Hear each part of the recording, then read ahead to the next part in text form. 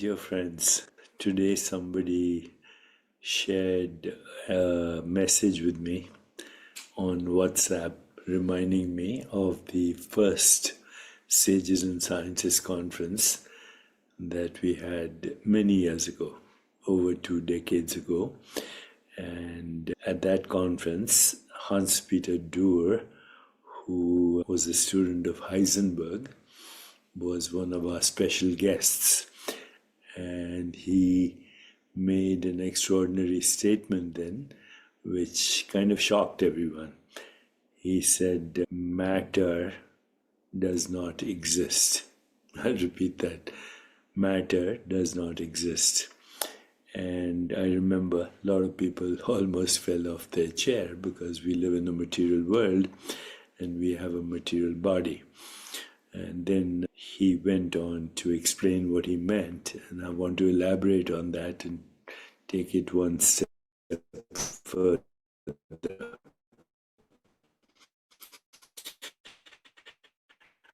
But before quote Niels Bohr, who along with Werner Heisenberg and Max Planck, Schrödinger, etc., is considered the father of quantum physics.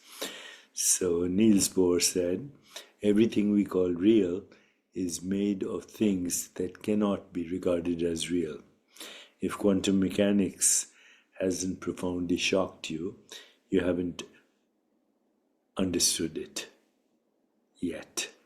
So this quote also reflects Bohr's philosophical perspective on the counterintuitive nature of quantum mechanics, where observable reality emerges from entities and processes that defy classical notions of what we call reality.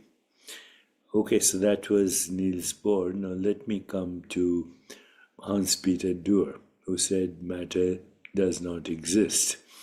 He, amongst other scientists and philosophers, challenges the classical nature of matter as fundamental, as a solid substance, and instead proposes that what we perceive as matter is a manifestation of deeper non-material realities. Let's consider them. So in quantum physics and the nature of matter, reality is not made up of isolated solid particles, but rather a web of relationships, not a collection of independent, enduring things, only relationships.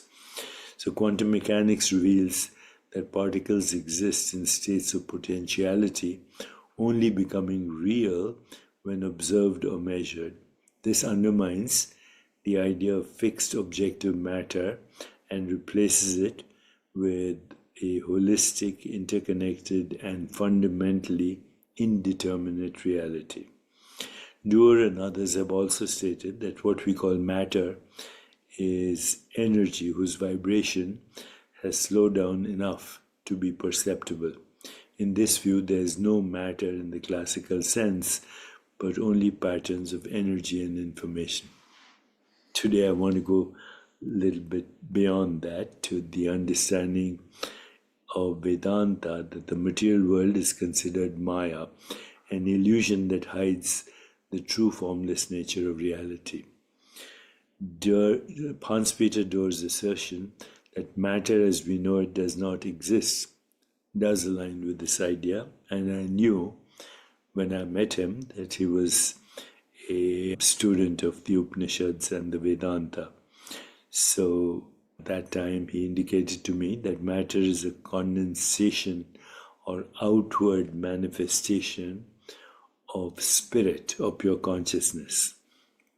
And of course, in quantum mechanics, we know that the act of observation affects the system being observed, blurring the distinction between observer and observed.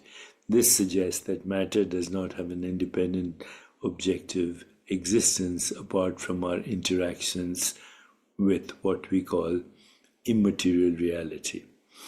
Okay, so this is as far as we can go with Hans-Peter Durr And there are others throughout history who have suggested that from a philosophical point of view.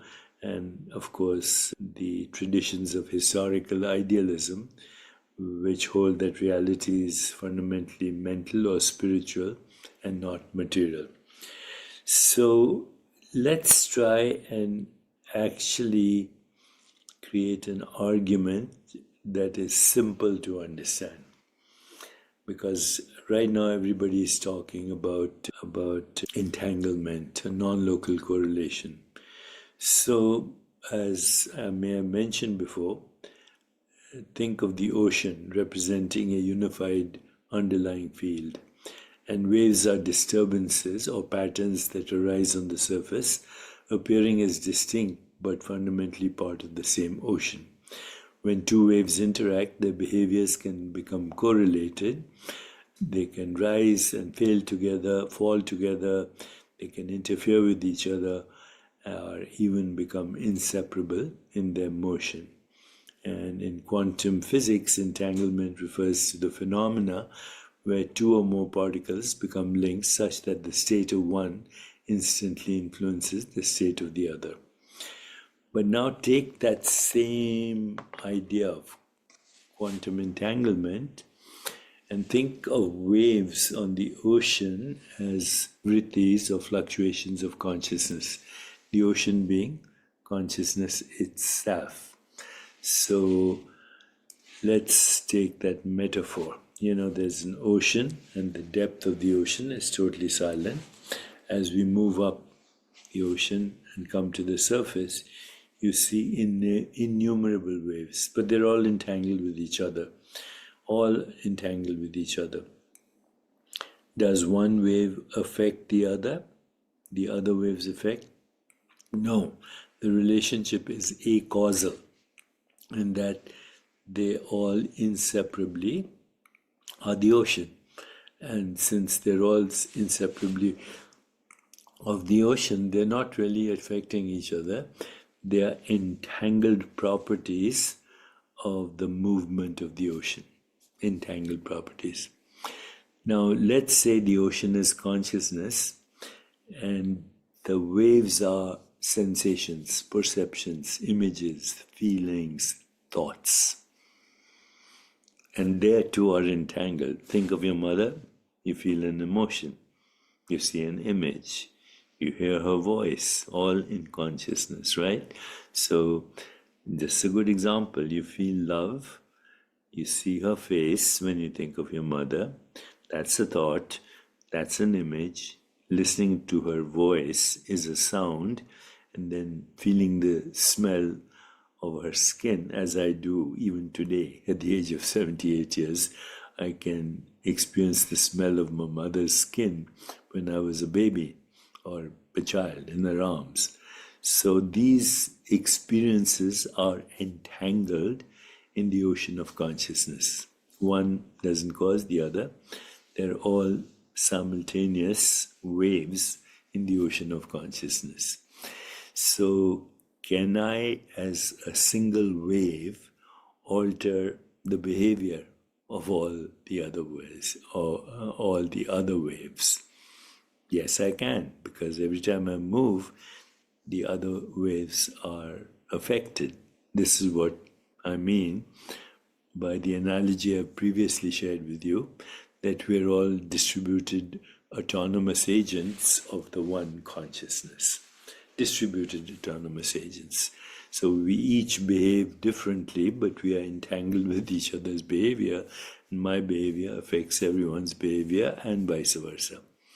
But what would be the most effective way of changing all the waves simultaneously? I think the most effective would be to go to the depths of the ocean and orchestrate movement from there.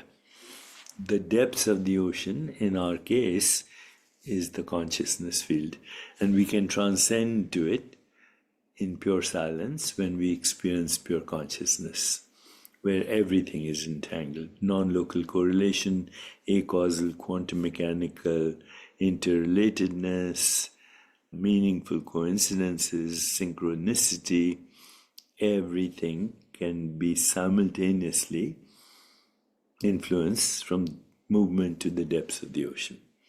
So what I'm suggesting to you is if enough of us woke up to our true identity, that we are the ocean and not the transient waves, if enough of us woke up to that reality, and from there we actually first stayed in what is called choiceless awareness, and then had subtle intentions of peace, harmony, laughter, love, abundance. If that could happen as a collective awakening, right in the depths of the ocean of consciousness, through our own practices of inquiry, of introspection, of mindful awareness, of metacognition, of sankalpa, of dharana, dhyan, samadhi, if we did that from the depths of the ocean, we could create, I think, a critical mass that it would influence the entire behavior of humankind for a more peaceful, just, sustainable, healthier, and joyful world. Let me know if you agree with this, and should we do a global experiment on this idea? Thank you for listening, and if you found this interesting, let me know. Feel free to share it with others. God bless.